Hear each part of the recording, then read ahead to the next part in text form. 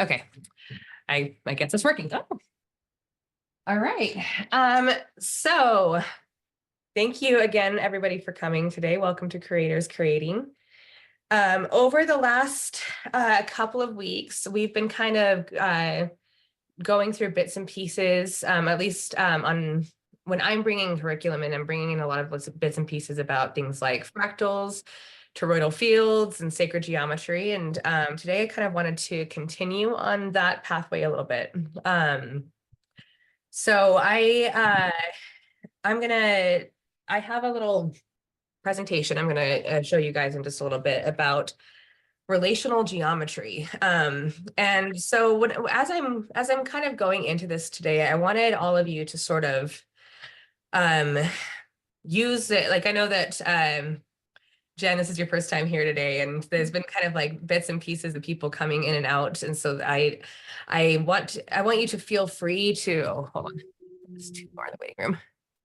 I want you to feel free to stop me and ask questions if I talk about things that you're not familiar with. Okay. Because yeah, we're gonna this is kind of an ongoing thing. Sounds good. Awesome. So when I talk about sacred geometry, so many of you here have experienced my energy work, and I tell people when I talk about what I do that I see the world in geometry, and that is really, sorry, people are still trickling in here. That's really kind of the basis of all interaction with all existence. So there's basic sacred geometry, which is the flower of life, and it gets into kind of the Metatron's cube and stuff like that. But it's very easy to kind of look at that geometry and feel like it applies to you, certainly, but it's more about the mechanics of the universe than how you can actually interact with it in your own life. So when so we're going to talk about how different pieces and parts of you can kind of relate to each other inside of your heart and inside of your existence, to kind of create a more masterful ability to sort of like recognize yourself and patterns in your life. So without further ado, are there any questions before I start that? Cool. All right. Let me share this screen.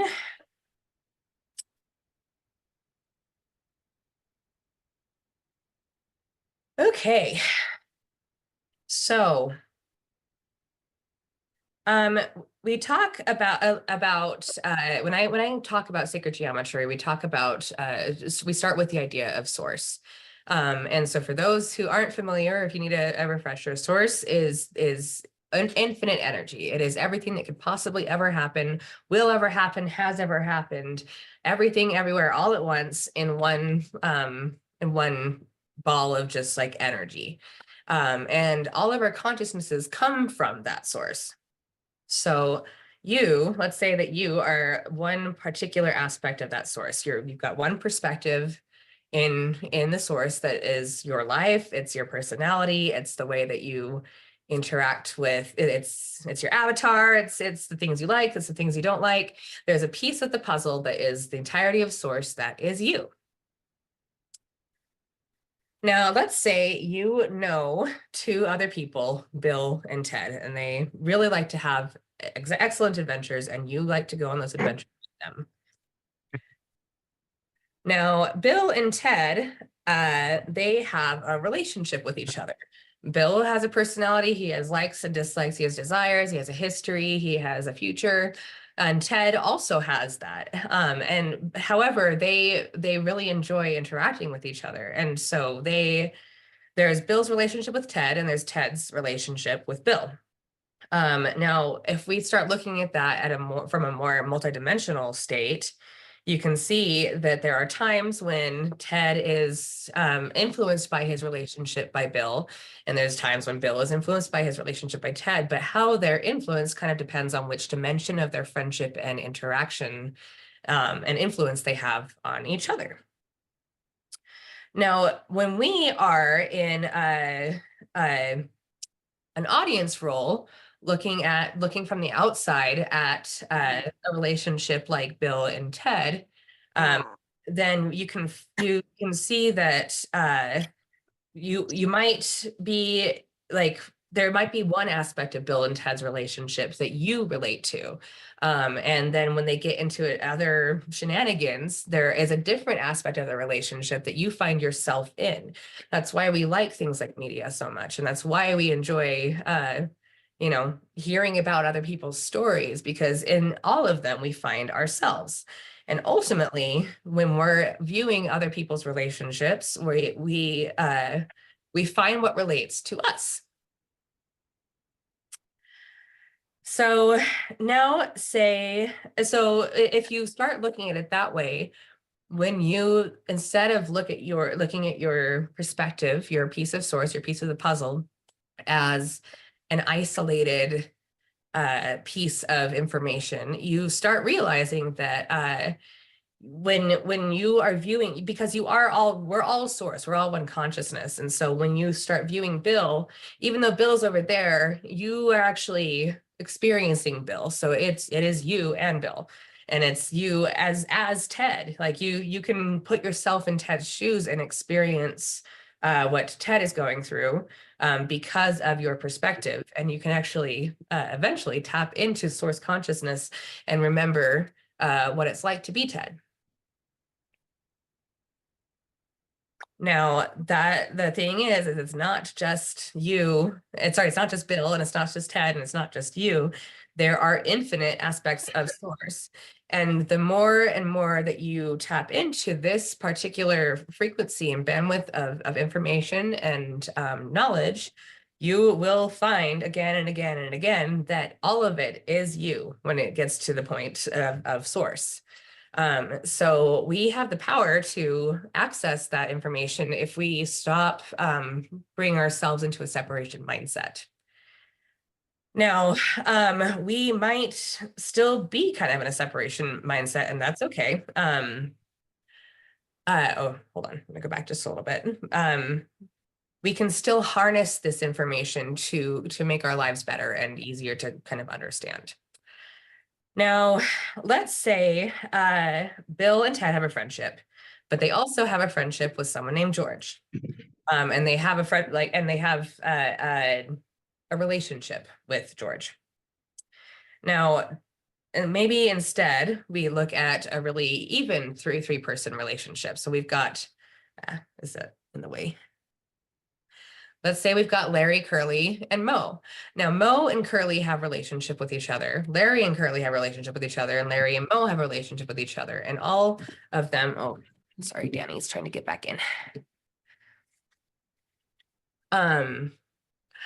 All of them, so Larry and Curly have a friendship completely separate from Mo, but because of the balance of their relationships with each other, they have the ability to, all three of them influence each other. And when we watch from outside, we get to experience yet another more complicated aspect of ourselves through watching a three-person relationship. And if you think back to what it's like to kind of insert yourself into the idea of the friendship of Bill and Ted versus inserting yourself into the idea of the friendship Larry and Curly and Mo, you'll find that you get, like, just by simple nature of there being two versus three people that you're putting yourself into, the way that you interact with it is different. Are there any questions so far especially about that part of it? No? Okay. Well, then I will continue on. So this starts getting even more complicated, or more interesting once we have a four-person structure here, because what you notice here is for the very, very first time, there are groups of relationships that don't necessarily include the fourth person. However, all four of these beings influence each other in their decision making, in the way that they grow, and the way that they think. So Jerry and Elaine have a of a very specific friendship here. Oh, Julie, good. I'm glad this is timely.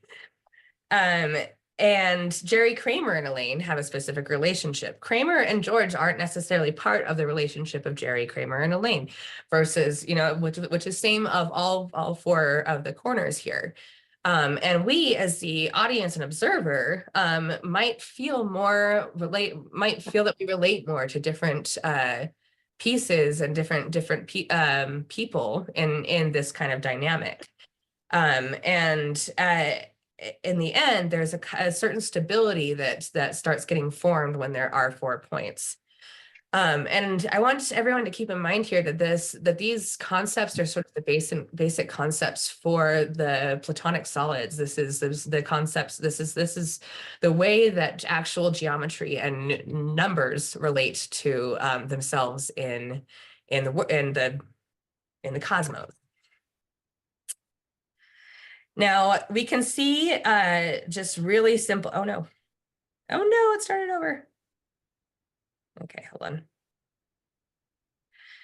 So we can start seeing these roles. Even we don't. Oh yeah, audience observer. So when we look at these roles, if we completely get off of the film analogy, we can start looking at what these roles look like in just traditional roles and relationships that you might have. So for example, a teacher and student role. If you remember the original, the first relationship I was showing you with Bill and Ted, it started going into a multidimensional faceted relationship.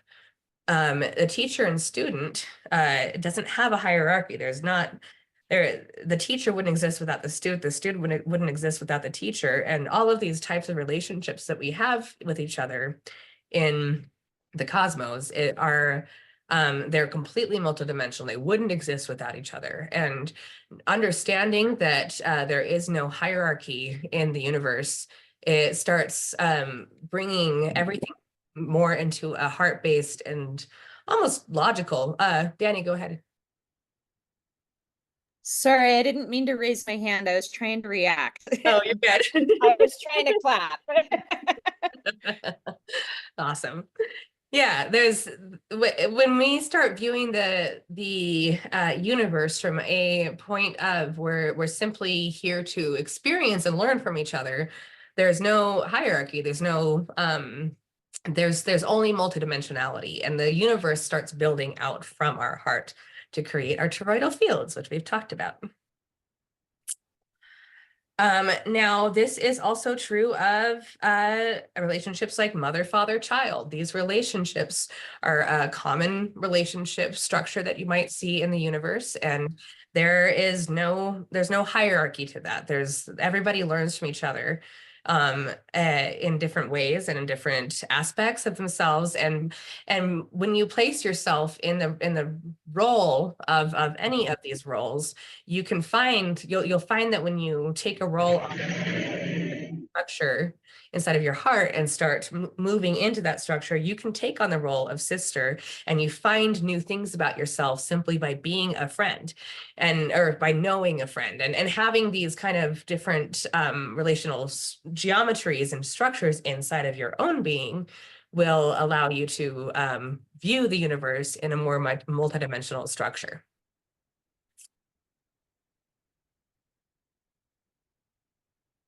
And here's a very good example of this trio that, but I turned the geometry here because the orientation of geometry will, like, if you guys notice, we're just going to go back a little bit. The knowledge that you can kind of download from having the triangle in this position versus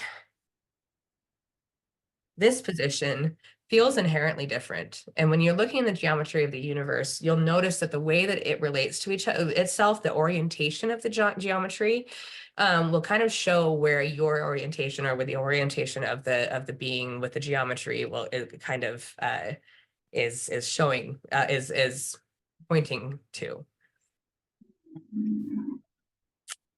Now, the thing is when we look at our own internal geometry and the things that have influenced us, like for the sake of this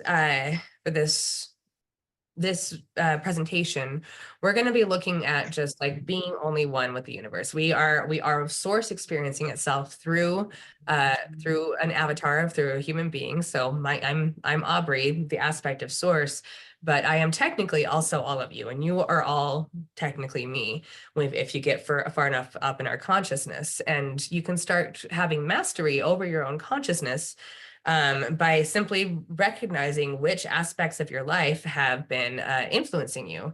So let's say you had really cool Sunday mornings with your mom. She was off of work, she made breakfast, you guys watched cartoons together.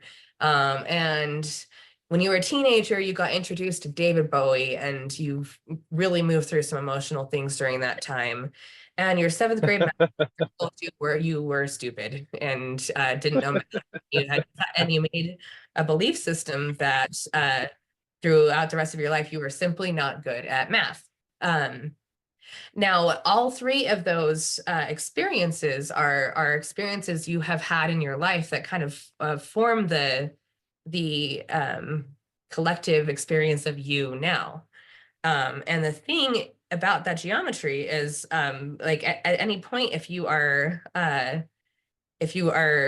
focusing on allowing your energy to kind of like take that experience and feed it into your identity, then it's going to all three of those experiences are going to be affecting each other and the way that you experience your own identity. Josh, can you mute your mic? Thank you. It said it was. It said it was. Oh, it's still mute. It's still on. Yeah. It's telling me I'm. Okay, there we go. So you can if you pay attention to which parts of your life and which experiences and which identities and which essentially grid points that you are bringing into your experience, which memories are feeding your identity, which ideas were formed by whatever childhood or even adult experience that you've had in the belief systems and programs, you can start actually moving those geometry points. If you really heavily relied on David Bowie for your teenage identity, that's not a bad thing. That helps you get to where you are now. But if you're still relying on David Bowie for your adult identity, that is a good opportunity to find a new tool, find a new experience, move the geometry point. And alternately, if your seventh grade math teacher told you that you were never going to be good at math and you took that as law, you might have never given yourself the opportunity to learn math or what you do enjoy about math or an entire branch of your consciousness that you could potentially be exploring. And all of these, the thing is we have the choice and we have the power to be choosing into these aspects of ourselves, and we have the ability to choose into new aspects of ourselves. And we also have the power and the ability to interact with the geometry of our world, based on relationships, based on the people around us, based on our everyday experiences that we choose into, that kind of then amalgamate to create our realities. And that is the end of my relational geometry presentation. I know that was kind of a lot of information, so how is everybody doing? I think I'd like to go around the circle a little bit and just kind of, I would like to hear kind of some thoughts that everybody is feeling about that. I'm gonna pick on Danny, and then Danny, I'm gonna have you choose someone after you speak. Oh, the popcorn. I love it. I really love the last visual that you had explaining and this concept of oneness. I hold that as a deep truth, and at the same time I can tend to resist it in the sense that I feel like our individual expression and our unique divine spark is really, really important, especially at this point in time. And that explanation of it's the oneness occurs when you get a further away and you can really take a big picture look at it. That just really resonated with me. I appreciated that. This Yeah. is good. You're always very gifted at giving language to concepts that feel difficult to describe. So thank you. Yeah. Yeah, I also think it's really important right now to be like, I think a lot of us are here right now to explore our unique expression. But I also think that it's the way that humanity has kind of been programmed we've been programmed to not explore our unique expression. So this like moving geometry around, and that's the work that I do, but simply moving the programming that we kind of internalize about why we shouldn't be us, in order to more fully express us, is what kind of allows us to sort of like accept our blueprint from oneness is what I think. Thank you, Danny. Want to choose who goes next? I love that. I also just want to say that I feel super called out with David Bowie as an example. That was brilliant. Let's go with Susie. So I guess I just have a question. My daughter, I'm just wondering how these points work with a daughter. So for example, when she's doing when she's very young, I'm making decisions on her behalf. For example, I'm, registering her for dance, and I don't know, this might lead into a little bit like contracts. Is that a contract that she made or made, or did we make it together that she would do that? Because she's so little, she didn't really realize, that she would be doing dance. And then sometimes, your kids like dance and sometimes they don't like dance. And maybe that's part of the lesson that they would learn in all of that. Absolutely. I mean, when you take on a parental role with another soul, there is a very specific contract that goes around along with that. There's a level of they're choosing in to learn specifically from you. But just as we saw with the student and teacher role, how there is no hierarchy on it, you are also choosing into learning from them. And our internal family systems are our biggest lessons in this lifetime. We all actively chose in what the families that were going to give us the most growth. And for some, that means that there's a very close and beautiful relationship, because learning how to be loved is part of the lesson. And for some of us, there's a very, very hard lesson to learn there about loving ourselves and loving people, even if you're not in a good situation, or to choose into our own power and separate if that is what is best for us. And there is an infinite amount of lessons you could be learning from your internal family systems, but the ability to learn as a mother, especially if you have a child that is not who isn't like you, who's different than you are, that learning that having that love and that role in someone's life, and learning how to accept them for however they are, and then learning some lessons about at what point is like, should you be doing things, making them do things they don't want to do and stuff like that. Like that's all part of our learning process here. Did that answer your question, Susie? That was brilliant. Thanks very much, Aubrey. All right, Steph, you're up next. Thanks, Susie. Okay, so Aubrey, your presentation literally described everything I'm experiencing. Everything that I couldn't put words to myself. So with the anxiety and panic that I experience, it is now my point of focus.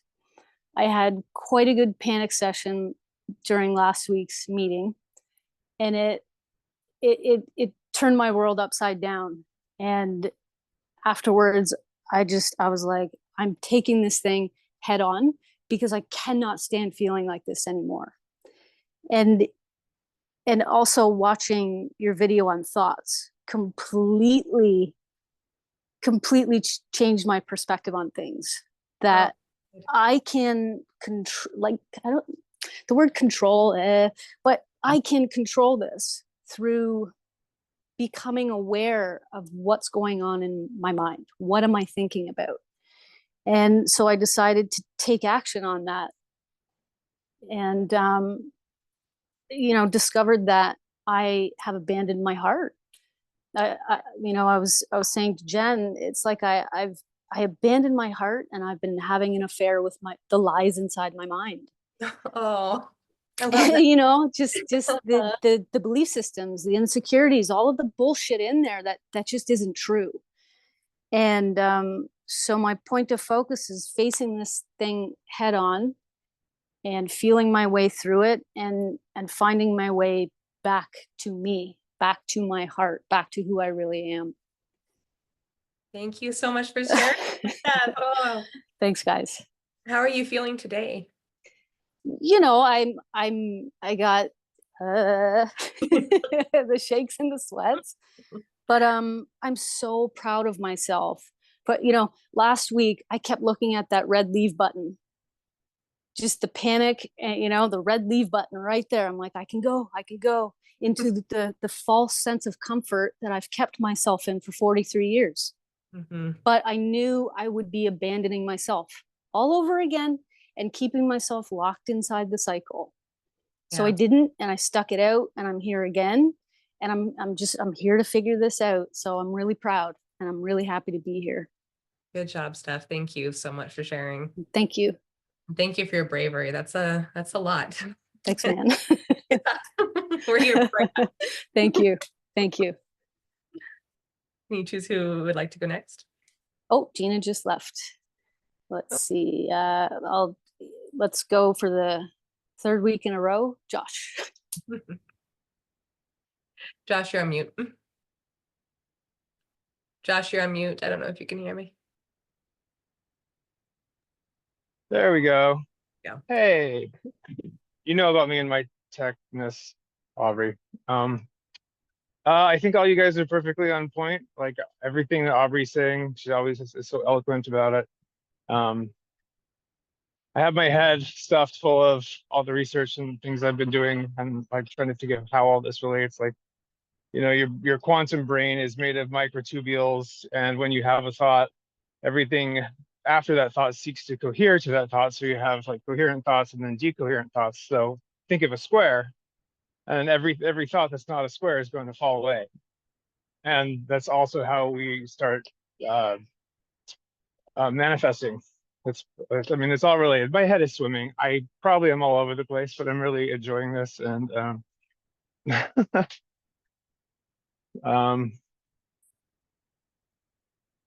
just thinking like of all the reading and stuff I've been doing lately, and listening to all of you, and I think we're on the right track. I get it, but I don't know how to put everything into words because I've been just up to my ears in research and whatnot, and I don't know if I can cohesively really say a whole lot. Integration is an important part of any pattern. So I'm doing it, but we're right on there. All that. Oh, sorry. That's what I got. Thanks, Josh. Would you like to choose someone next? How about? Oh my God. I think we got Julie, James, and Jen. I cannot pronounce your name there. There's the hair of the yellow mustache guy. Who are you? Yeah, where?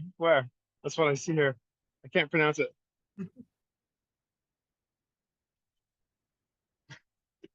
Oh, you're still muted, Jamie. Oh, Jamie. Okay. See, we're all having fun. Still muted. We still can't hear you. But we want to.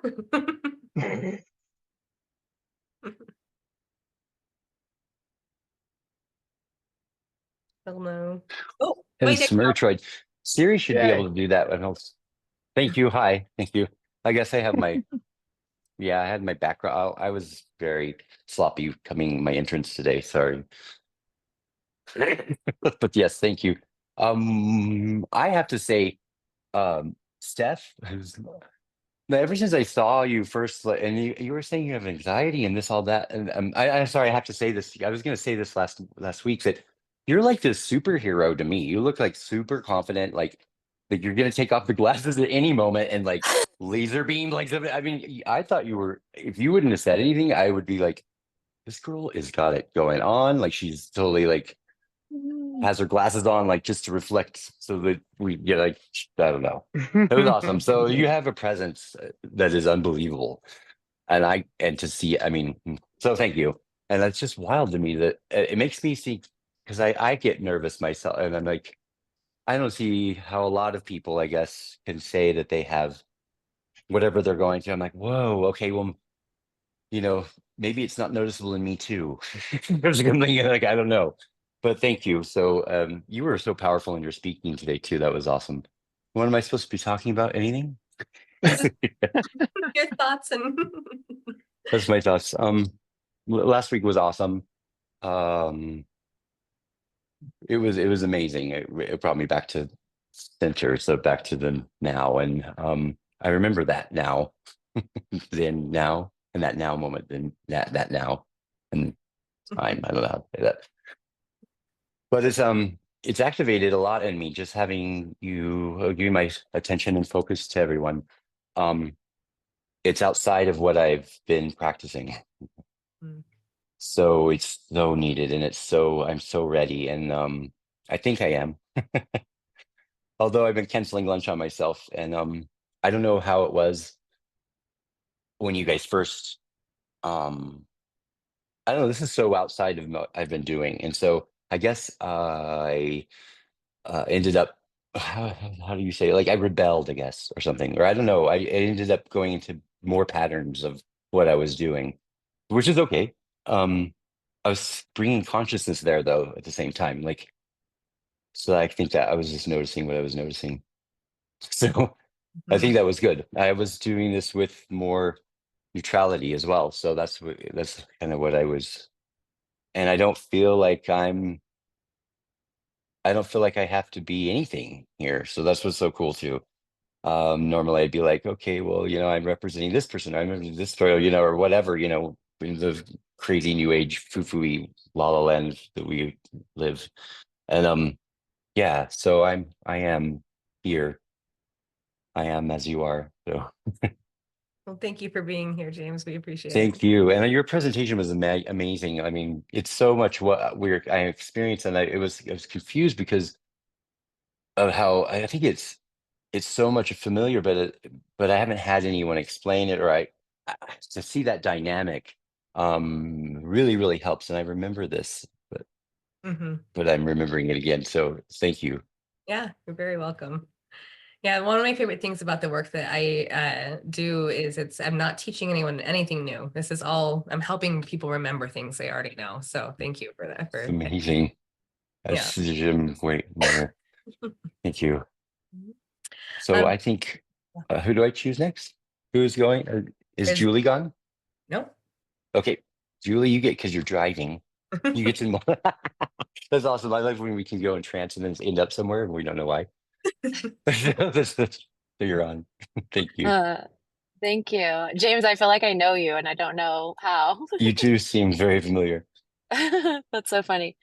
Yeah, this week was just so timely and interesting because I'm kind of like deprogramming what relationships kind of looked like for me before, and if things aren't in alignment and how murky and gross things could be. So I've been very protective in my energies with who I co-create with and who I let be and just in my energy field. And so in this last week in Shasta, these people have like dropped in and with all like such beautiful intentions and picking up the pieces and watching the energies between one-on-one with people and the geometric patterns and magic that it makes and the things that I remember when I'm with this person, and then with the with then 3 people and how it looks with our energies and which magical gifts we have, and then with 4 people what it looks like. And it's just been so cool, like watching like the geometric patterns of it all. And like, yeah, I'm just in awe. It's really beautiful. So yeah, thank you. Yeah, thank you. Thank you for joining. Yeah, I love, oh, but we'll finish up and then I've got one more graphic to show you guys. You go ahead and choose who's next, Julie. Who's left? I'm sorry, I can't see the list while I'm driving. Jen and Gina have not gone. Gina. Gina, you're muted. Sorry.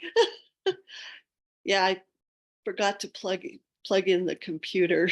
All of a sudden I was gone, but now I'm back. And boy, it's just so wonderful to connect with all of you guys. It really is. And to watch how we're all changing from week to week, like what's gone on, especially Steph. It was beautiful to hear you today, and James and everybody. Yeah, it's interesting as I've been very isolated, I guess, pretty much for especially for the last few months, except for working with Aubrey and Susie and another woman, Arlene, and almost daily on stuff on the cosmos, and then just having interaction with people when I go out and about running errands and stuff. And it's that's going to change soon, and I'm really looking forward to interacting more with more people. And I'm just loving all of you guys very much, and being with you all. And I have to say, Steph, your 3-year-old would love to have a conversation later with you. And Jen, your turn. Thank you, Dina. Yeah, I felt the same way about everyone. Just amazing to be in this space with you all today. I feel really grateful to hear everybody's perspectives. And Aubrey, your presentation was just so on point. It seems for so many of us. Obviously, it's timed correctly, divinely. Yeah, I second that on Steph. You know, watching the process kind of behind the scenes and seeing you today. It's just amazing, your progress and putting yourself out there, showing up for yourself every week. It's amazing. And just hearing everybody's stories and meeting you all, it's been just awesome. So thank you. In terms of your presentation, I find it very congruent with how I'm working relationships in my life right now. I had a really huge opportunity last week with a situation with my family, and everybody on different pages because of the dementia. You know, my mom is telling everybody different things, and everyone is doing different stuff without communicating to anybody else. So all of the geometry was kind of feeling separated and off on everybody's own path. And normally I would respond very emotionally to that and try to, you know, or not try to, I would jump in and do my best to fix the situations between everybody, and any sort of discordance or any thoughts that people had about how I responded and reacted to everything over the last few months, which, you know, everyone kind of was focused on me and what they felt I should do or not do in this whole time. And so normally I would try to defend myself on that. And then this time I stood back and I looked at all of the perspectives and really looked at where everybody else was coming from and getting to the root of where the miscommunication was happening, just on my own, on reflection. And that allowed the space in order to deal with things very differently. And just looking at it in that, not really realizing I was looking at it in that geometrical type of way that you described it, but, really doing my best to step outside and zoom out, relax, realize that these lessons are here and presenting themselves for a reason. And how do I work those relationships differently? How do I approach this differently? How do I show that I've grown and learned, not for anybody else, but for myself? And yeah, that's been a massive thing. And some other relationships have shifted as well, and realizing that there's no pattern. If you end a relationship that you've been in for the majority of your life, there isn't an expectation of like it has to go a certain way. You can still co-create together in joy while going through that grief, and still be present with each other and do it in how you want to do it. There is no expectation on, you're supposed to move out, you're supposed to do all of these things, and you got to divide, or all these concepts that we've kind of grown up with, and realizing, hey, no, it doesn't matter what anybody else thinks, it matters how we want to go through it. And I think that's been a really interesting concept, looking at that geometry too, of saying, these 2 points can coexist, and we can continue to co-create, regardless of what anyone else may feel about that. So that's kind of how it relates to me. Yes, absolutely. Thank you, Jen. Yeah, that was perfect. I wanted to show one more graphic. Oh no, my computer might die, so we're gonna do it fast. There is, so we talk so much about toroidal fields here, and I wanted to kind of, one last final piece of what I was of the presentation is really we have internal geometry that is kind of determines what we decide to have in our relationships. And Jen, I love that you were talking about how you can have two things at once. You can have like if you pull out your perspective and kind of release your judgment on what things should be, you can start co-creating. And what you really are, like on a really base energetic level, what you really are actually doing is co-creating with another person's toroidal field. When you hear quotes like, we are an amalgamation of the 5 people that we're closest to, there are 5 people we spend the most time with, that is because what this image that you see right here is what is happening. We're actually getting influenced by the electromagnetic fields and the information of the people that we choose to surround ourselves with, and that we have chosen to surround ourselves with through relationships like families. And this, when you look at this image, which it's, hold on, I'm trying to, there we go. This, the inside of the toroidal field will basically reflect off the outside of your toroidal field. And these 2 pieces of your toroidal field are constantly moving and constantly reflecting each other. So your external world will reflect from your internal world, and and then your internal world will then affect your external world. And it's a constant outside, inside, outside, inside, outside, inside thing. And you can, if you are interested in knowing a little bit more about that, Gina and Susie and Arlene and I actually just recorded a longer video about that for our YouTube channel this morning. So that will be there tomorrow. But And Aubrey, what do you find in the middle of those where they meet? they meet in your heart. They meet at the very center. No, I mean the Vesica Pisces in the middle, because you did a lesson on sacred geometry Yeah. a couple of weeks ago. So the Vesica Pisces in the middle of those fields. That's exactly right, Josh. Yep. Which is in the YouTube video that you can watch tomorrow. That will cover the Vesica Pisces and the sacred geometry in relation to that. But yeah, he saw that. It's exactly right. Like the sacred geometry that we look at is a multidimensional concept, and it is the template for how we interact in everyday life.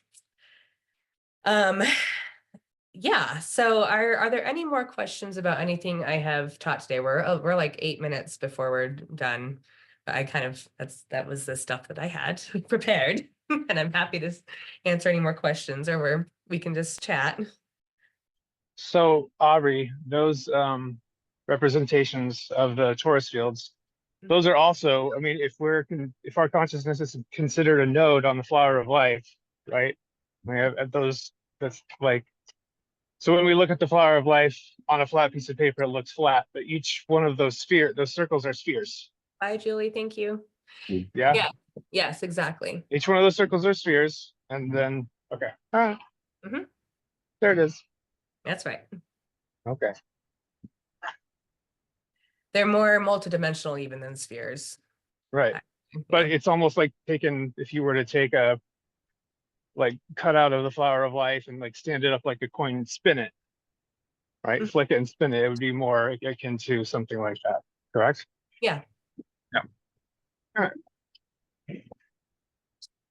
So I have to ask, if I may, so okay, I'm under the understanding that like we all attract each other Mhm. or repel each other, or we are emitting as we are magnetizing as such, or that's just it. So when someone is either younger, older, whatever they are, in their walk, in their mastery, in they're maybe sleepy or drowsy, is it just how does one like if it shocks them, or how is it that that's an alignment as well, right? I mean, there is no mistake, so there's always balance. I'm just wondering how it is when you enter areas that maybe people aren't as ready to have that vibration, and you find I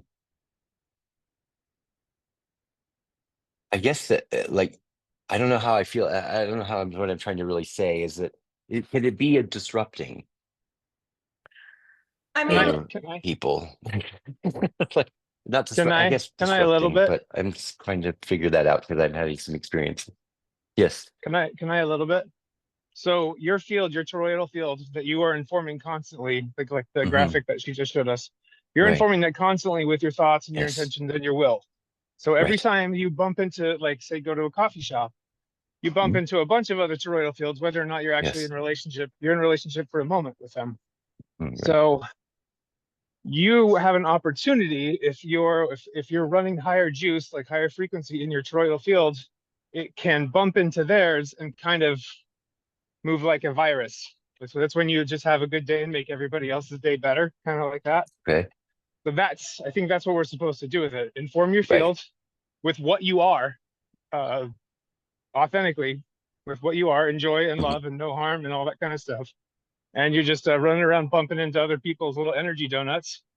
And we make all the bubbles feel good or heard or seen or, whatever it is. But that's how, like, I mean, people can be having a bad day and you can just turn it all around by being what you are. I Yes. think that's Thank you. kind of the point. I guess Yeah. yes. James, Cool. are you speaking specifically to like to kind of the awakening process when I think so because there's so many people that come around, and this is like I saw in Technicolor back in the 90s and I shut down, and then now it's like I'm in these really interesting areas with these really densified people. I'm in Albuquerque, um, and it's really wild. It's really wild, the people that come and the people that are activated and like really, really vibrate something. I guess that's what they can vibrate. I mean, I'm not ever scared, although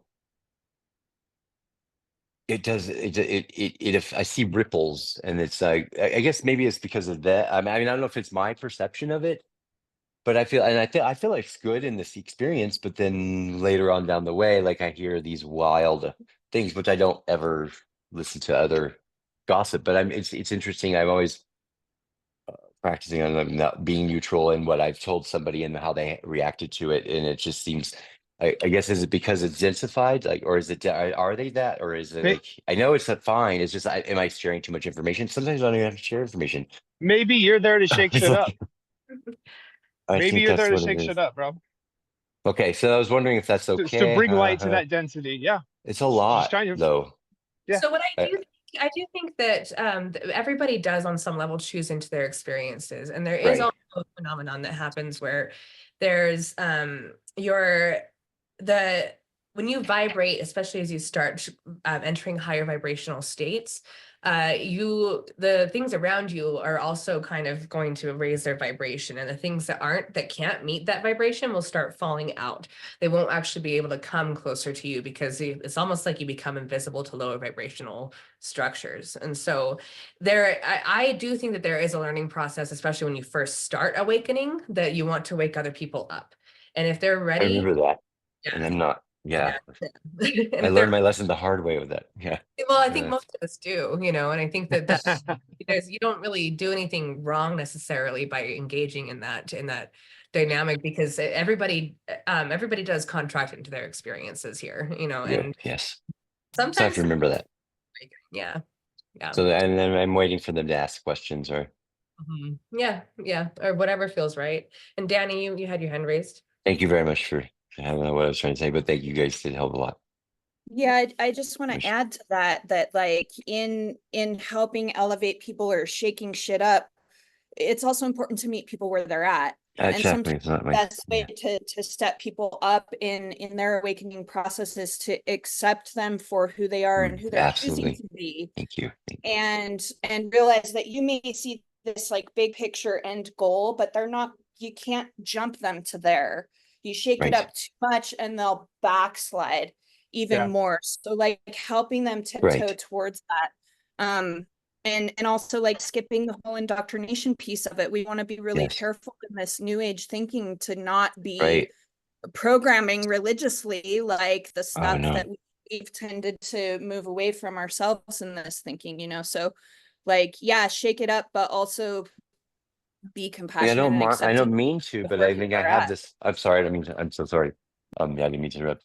Go ahead. I've had 3 people like in the last like month come to me and say, I'm cursed, I'm this, I'm that. And I'm like, okay, well, and I'm like, you have to ask questions. And then, yeah, they are because they did some really, really bad stuff, but I'm not going to tell them that. I mean, how do I tell them? I'm like, okay, well, so it's been interesting, like how they've come and they want to, they don't want to, I don't think they, I don't know, they come to me for this, but I don't understand where Well, they're at because they're just speaking their same story. And maybe that's a reflection to me how what I'm getting was coming up for me. I don't I know. well, It's especially intense.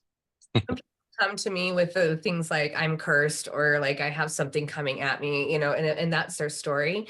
It's a really good indicator that they're kind of choosing into. And if the people that you're Right. close to repeatedly coming in, like coming Mm. into your field with that, like, hey, I'm, like, help me, I'm being attacked, like there Yeah. is such thing as energetic attack, but there's also a There's a lot of really vampires real, here. sure there are, but you can also really choose into the attack, Absolutely. feel like you're being attacked, and that is sort of the story that you're putting out into the world. You're going to get more of that coming back.